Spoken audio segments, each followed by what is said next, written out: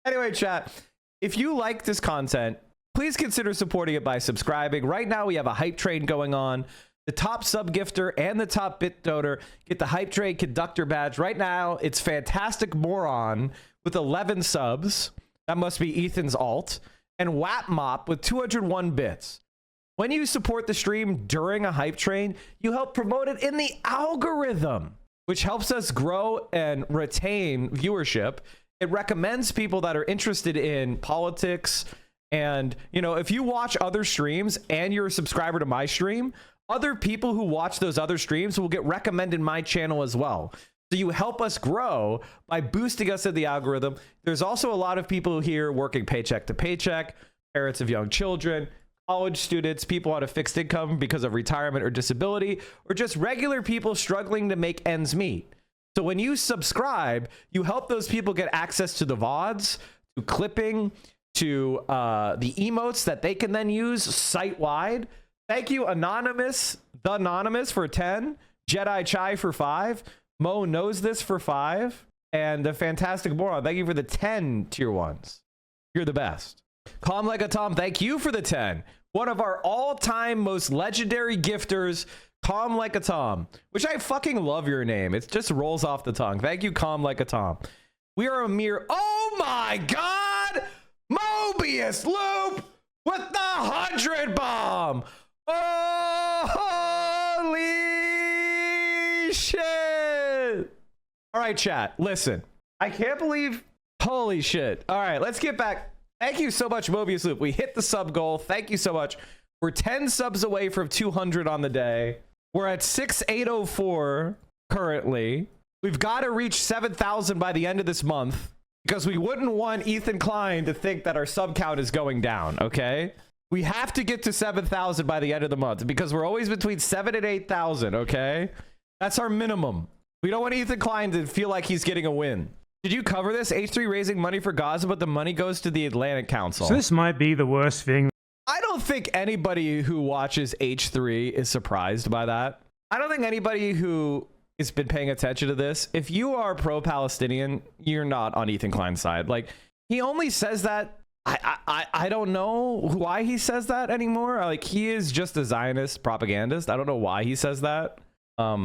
He wants to be like thought of as pro-Palestine for some reason. The quote is from October 8th and is a direct response to the October 7th terror attacks. I think it's a reasonable assumption that he was talking about Hamas militants that killed civilians the day before. Either way, this is a guy in BB's war cabinet that wanted to end the war. He was fired. If you care about war ending, then you agree with Hila. I mean, I don't know what else to say. This is him defending genocide. Gamers Chad Quado Official. Thank you for the 10 tier 1s. Hell yeah.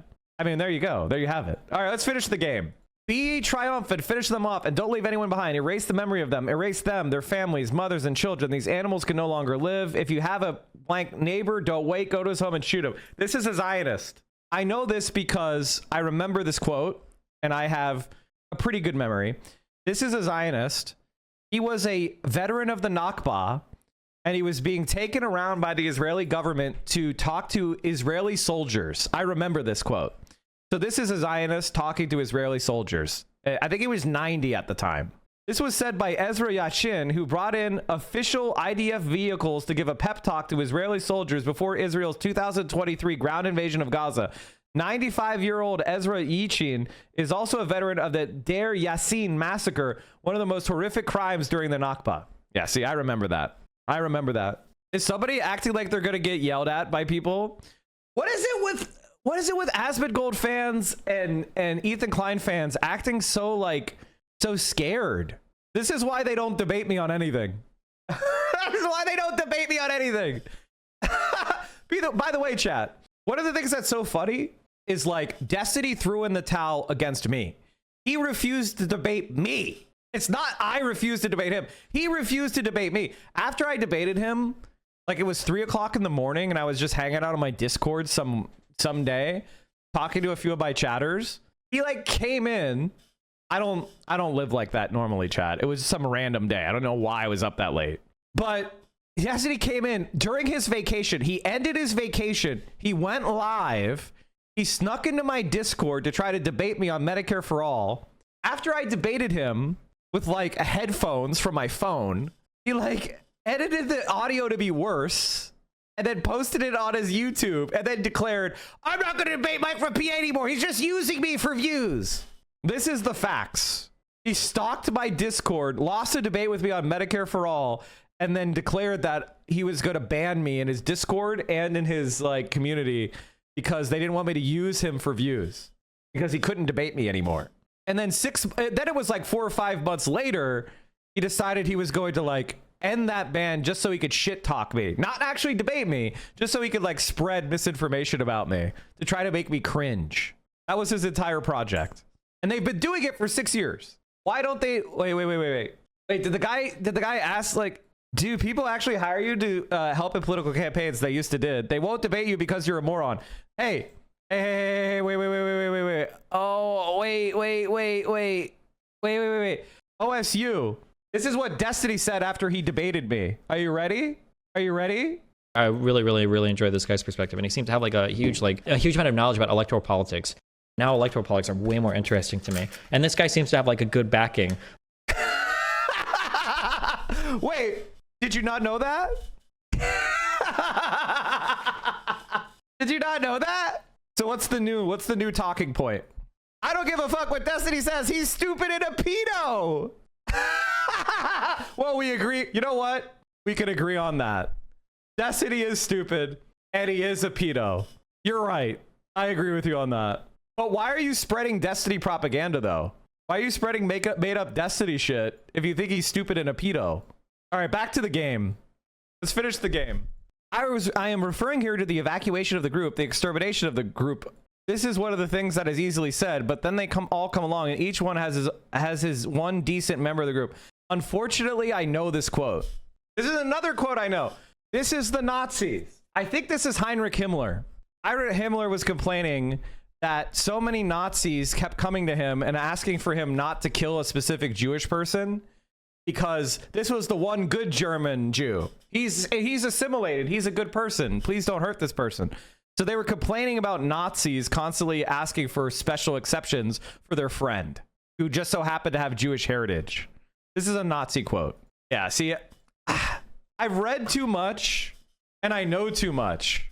This was said by Reich leader SS Heinrich Himmler on the evacuation and extermination of the Jewish people in 1943. The Jewish people are going to be exterminated. That's what every party member, sure, it's in our program, eliminate the Jews, extermination, it'll be done. And then they all come along, the 80 million worthy Germans, and each one has his one decent Jew. Of course, the others are swine, but this one, he is a first-rate Jew. Of all those who talk like that, not one has seen it happen, and not one has had to go through with it. Like this, like I know these quotes because I've read them before.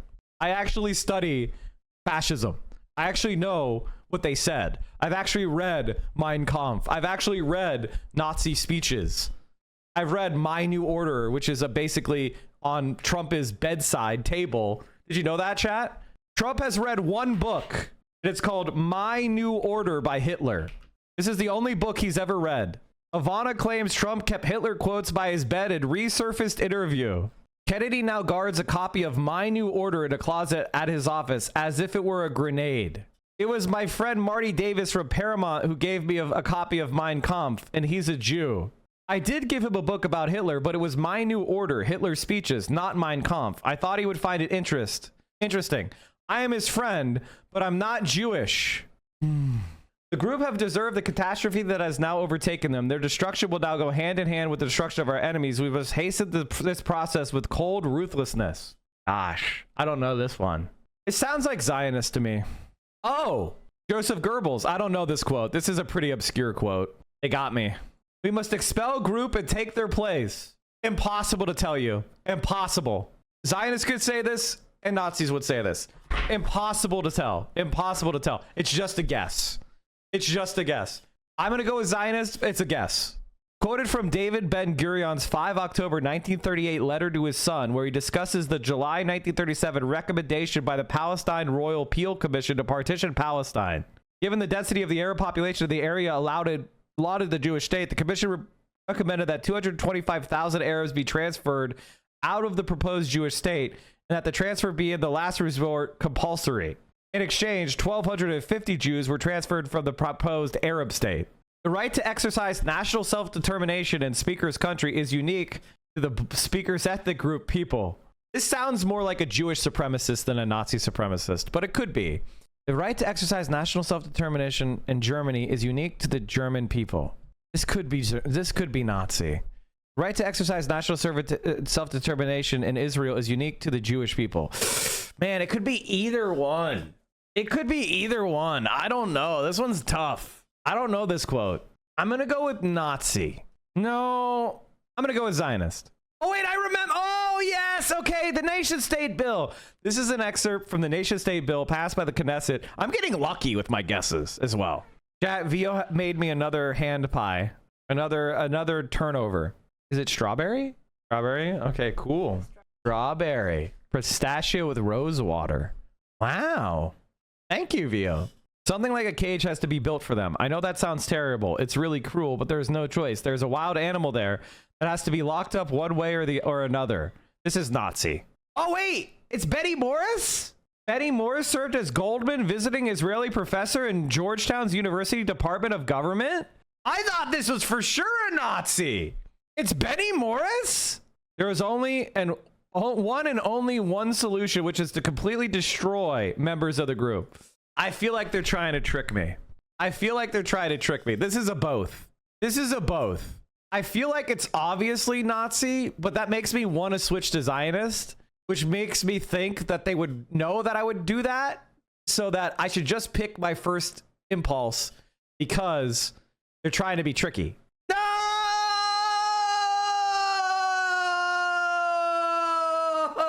Oh, no! It's just Zionist! I leveled myself! Moshe Eiglin, Israeli politician and former Knesset member, said on an interview in Al Jazeera that terminology reminiscent of Nazi propaganda accurately describes Israel's actions today. There's only one and only one solution, which is to completely destroy Gaza before invading it. And when I talk about destruction, I mean destruction like it was in Dresden and Hiroshima without nuclear weapon. I don't recall that Biden or his predecessors, I don't recall the Americans provide safe humanitarian passageways for the residents of Nagasaki and Hiroshima. Yes, they did. It was called the entire rest of Japan, and they dropped leaflets, and they were unobstructed from leaving. But even still, we struck a civilian target, and it was still a war crime. On the contrary, they looked for the weakest cities, and over there, they dropped rockets. Hey, dipshit, it was a bomb, not a rocket, you illiterate, unlettered swine. This is what brought an end to the war and saved the lives of 1 million American soldiers. No, that was the USSR invading Manchuria and destroying the the Japanese Imperial Army in like a week. That's what made them realize they were fucked. The weak crumble, are slaughtered, and erased from history, while the strong, for good or will, survive. The strong are respected, and alliances are made with the strong, and in the end, peace is made. This is Benjamin Netanyahu. This is Benjamin Netanyahu. I recognize this quote. Netanyahu made the remarks on Twitter on August 29, 2018, while threatening to use nuclear weapons to wipe out the country's enemies. For comparison, an excerpt from Hitler's speech in Munich in 1923, the whole of nature is a mighty struggle between strength and weakness, and eternal victory of the strong over the weak. I think I did pretty well. The thing is, I know so many of these quotes. That's why I'm against Israel. I know so many of these quotes, which is why I oppose Israel. Because they do Nazi-like shit, and it's been a Nazi-like movement since the beginning. I think I did pretty well. I oftentimes named the person before quoting. Pretty good, pretty good. I'm not bad. 16 right, 5 wrong. Not bad. I mean, the ones I got wrong, right? Like, and they're evenly divided. I thought 3 of the ones I got wrong were Nazis, but they were actually Zionists. And 2 of them I thought were Nazis were actually, 2 of them I thought were Zionists were actually Nazis. So it was like pretty 50-50 in what I got wrong. I think I did I'm really proud of this. Is a good score. I thought I did pretty well. That's impressive. We need to go back to IQ-based immigration. Anyone below 115 IQ gets denied entry. Your name is Toenail Eater, dude. I'm going to show you something that you're going to not like. Conservatism and cognitive ability. Conservatism and cognitive ability are negatively correlated.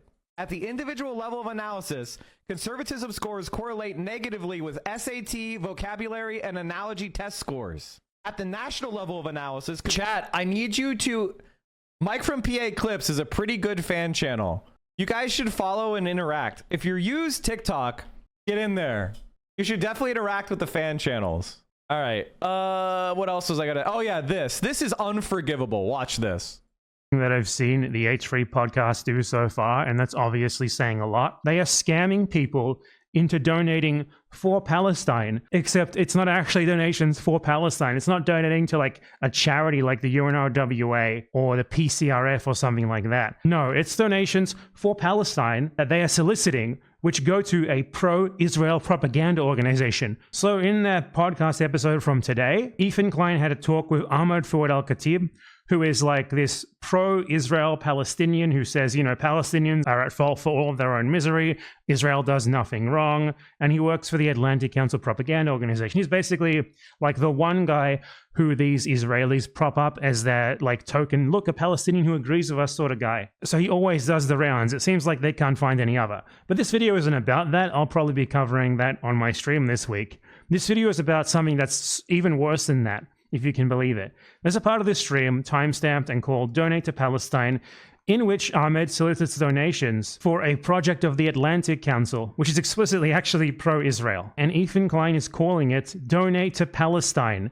And Ahmed himself also tried to imply this was donations for Palestine, rather than literally just throwing your money at a fucking pro-Israel think tank / propaganda organization. So here's that segment. See, Donate to Palestine. What's he got to say? Let's check it out. As I work at the Atlantic Council, where I am a resident senior fellow, but also I run Realign for Palestine through the Atlantic Council, and I have a we have like our own standalone website, realignforpalestine.org.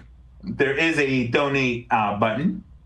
And yeah, so like you're certainly folks can donate there, but also I would encourage folks to consider the World Food Program has a Gaza Appeals page that is dedicated just for here, I'm going to give you the page that is dedicated. So you can see here that Ahmad Fouad Al-Khatib recommends donating to his own personal... This is legitimately evil. Like, this is legitimately an evil thing to do. Like, Ethan Klein is a fucking scumbag. Like, it is vile to trick people into thinking they're donating to Palestine when in fact they're donating to a propaganda outlet. Like, that's crazy. Like, honestly, I feel like it's criminal. Vanity page on the Atlantic Council website before he even mentions an actual organization that does something for Palestinians, the World Food Program. He sort of phrases them like they're the same thing. For sending food just for Gaza. And they are incredibly capable. Oh, that's great. That's the world. Yes, World I just dropped it. So send us both links so we can put them in the description. Okay. I sent this. Check out Ahmed's org Realign for Palestine here. It's linked in the description. Risk of famine across all of Gaza, new report says, from the World Food Program, run by Cindy McCain. There's a report that came out a little over a week ago. This World Food Program is probably the most centrist of centrist humanitarian programs. And even they are saying that there is a catastrophic hunger, IPC phase 5, and that the entire population is experiencing acute food insecurity. The report also projects an alarming 71,000 children and 71,000 children and more than 17,000 mothers will need urgent treatment for acute malnutrition. Families in Gaza are starving while the food they need is sitting at the border. We can't get it into them because of renewed conflict and the total ban on humanitarian aid imposed in early March. By who? The ongoing complete blockade.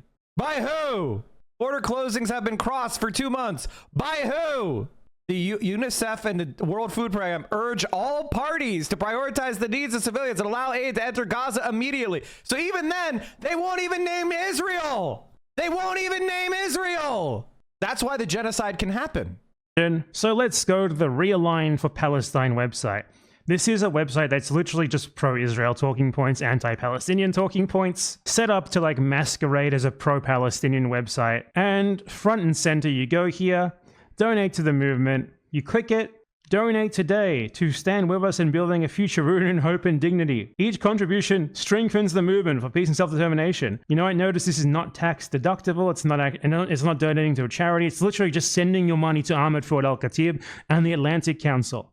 And this is marked as Donate for Palestine, and it's in the description of the video. After 2 years, the stalwart pro-Palestinian Ethan Klein finally attempts to raise money for Palestine, and he sends it straight to a pro-Israel think tank. And it has like this thing of like quotes from Palestinians who support it, and they're all from fucking Ahmed Fouad Al-Khatib. It's literally his personal vanity website in which he solicits donations for himself. This is disgusting. This is absolutely gross. This is foul. What more is there to say about this? This guy solicits donations for himself from people who think they are donating to Gaza. What more can you expect from a dirty, disgusting collaborator like him? And what more can you expect from Ethan Klein? By doing this, Ahmed Fouad Al-Khatib and the H3 podcast are literally stealing food from the mouths of starving Palestinian babies. And that is not an exaggeration.